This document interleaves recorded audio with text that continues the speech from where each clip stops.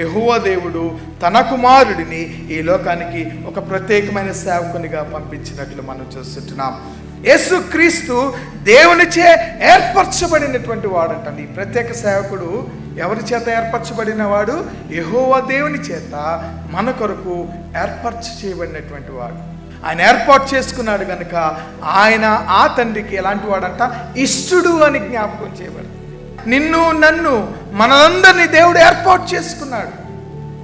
ఇది దేవుని ఏర్పాటు. దేవుని ఏర్పాటు లేకోకుండా అనాలోచనగా ఏది జరగదు. ప్రియమైన బిడ్డలారా, చాలామంది ఏం చెప్పుకుంటాం, నాకు ఉద్యోగం వచ్చిందంటే నా జ్ఞానమని, నా బలమని, నా శక్తి అని, నా తల్లిదండ్రుల యొక్క ప్రార్థన అని చెప్తున్నామేమో. దేవుని సహాయం లేకపోతే, దేవుని ఏర్పాటు లేకపోతే మన జీవితంలో దేవుని ఆశీర్వాదాలు మనం పొందలేము.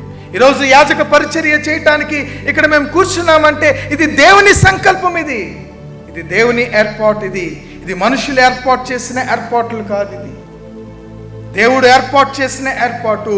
దేవుడు ఏర్పాటు చేశాడు కనుక ఎవరికి ఇష్టమై ఉండాలి? ఏర్పాటు చేయబడిన వారు దేవునికి ఇష్టమై ఉండాలి.